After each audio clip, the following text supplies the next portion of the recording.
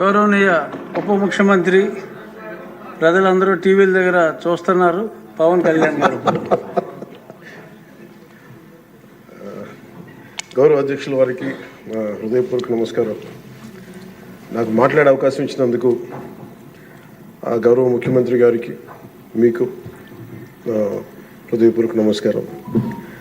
నేను గవర్నర్ గారి ప్రసంగానికి మనస్ఫూర్తిగా పార్టీ తరపు నుంచి, నా తరపు నుంచి మనస్ఫూర్తిగా దానికి మద్దతు తెలుపుతూ ధన్యవాదాలు తెలియజేసుకున్నాను అధ్యక్ష. ఇక్కడున్న ఎక్కువ మంది చాలా సీనియర్ నాయకులు, మోస్ట్ ఆఫ్ దెమ్. నాకు ఇలాంటి సెషన్స్ ఎలా ఉంటాయో నాకు తెలియదు. ఫస్ట్ టైం నేను అంటే గొడవ ఎలా ఉంటుంది అసెంబ్లీలో నాకు తెలియదు.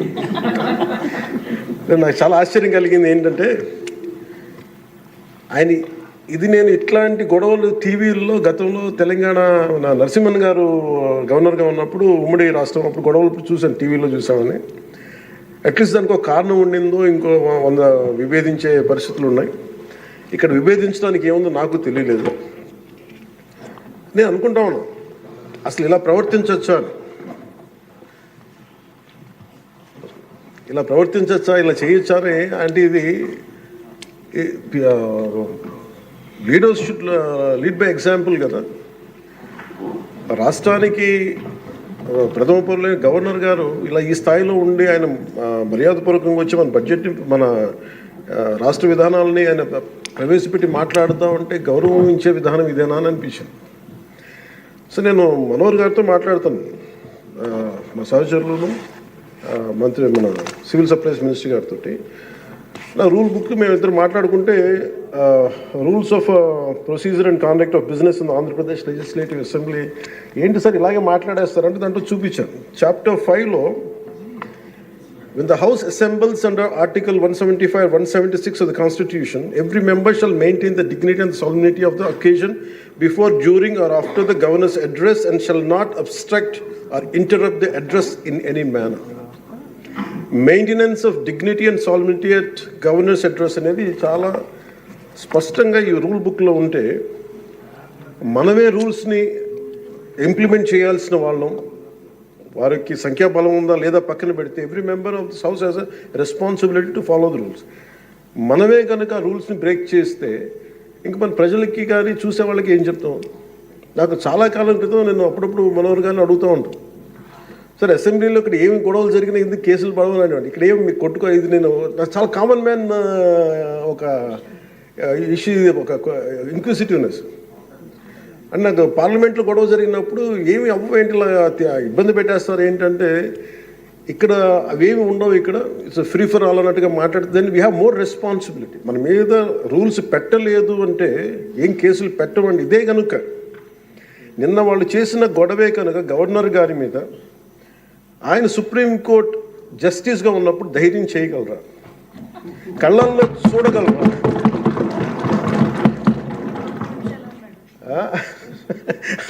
నాకు అది అనిపించింది. అంటే గౌరవించాల్సింది పోయి ఈ విధానం ఏంటనిపించింది. నిన్న టీవీ వాళ్ళని అడిగారు, మీరు వీళ్ళ వైసీపీ నాయకులు ఇలా మాట్లాడారు కదా, మీ ఇదేంటి అని. YCP synonym for ruckus. అంటే గొడవకు కానీ బూతులు కానీ వాళ్ళు పర్యాయ పదం అయిపోయారు.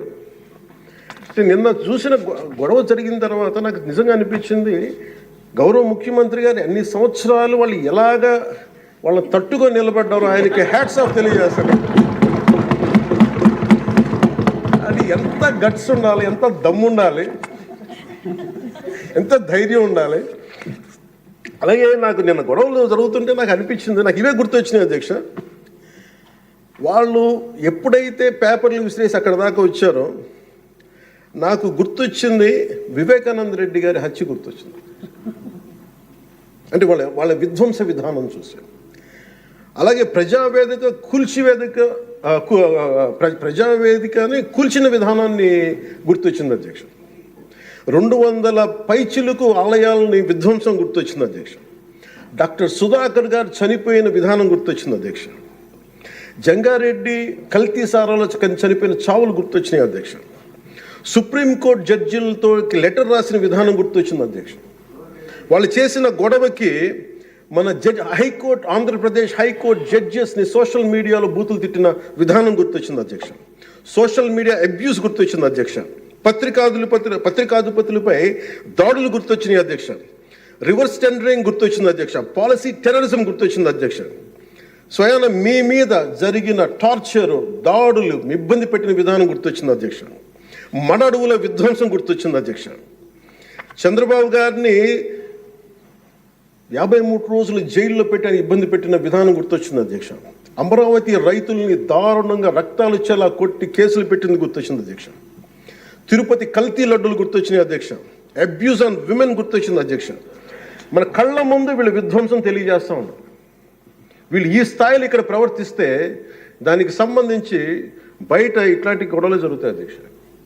ఇది మారాలి అని చెప్పి మనం మాట్లాడితే ప్రజలు మనకి ఈ రోజున ఇంత అత్యధిక బలంతో మనల్ని ఇక్కడ నుంచోబెట్టారు అధ్యక్ష, ఇక్కడ కూర్చోబెట్టారు మనందరినీ.